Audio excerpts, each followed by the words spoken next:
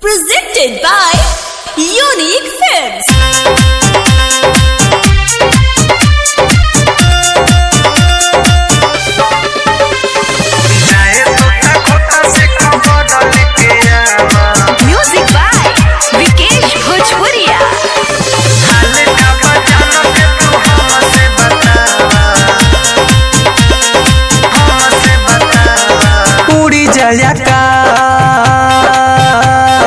पखिया पसान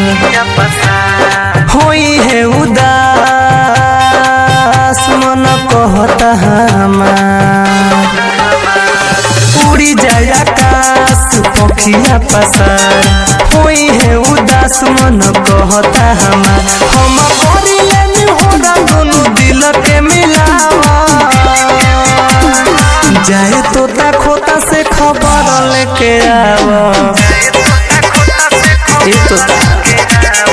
हाल का बजाना के तू हमसे बतावा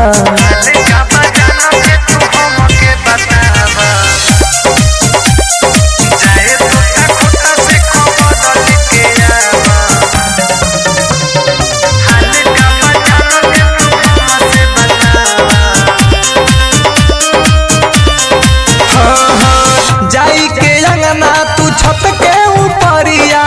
बैठी बटोरली हसगरी खबरिया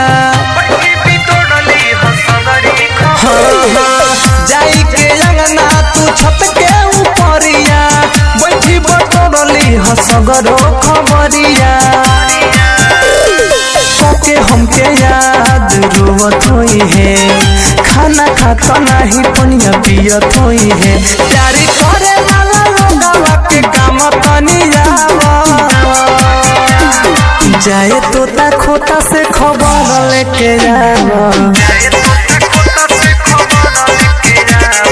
हाल का बजाना के तू हमसे बतावा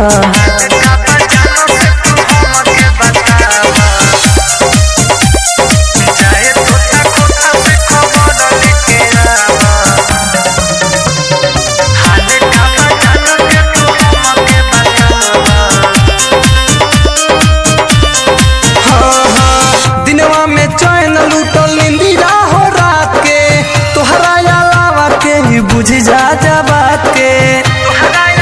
ये तोता दिनवा में चैन लूटो लिया हो रात के तोहरा अलावा के ही बुझ जा बात के तोके किरिया बा तोहरा प्यार के याद पक्के होइले विश्वास पर कस रबिरा बड़ी होई हसन तनी कोई के देखावा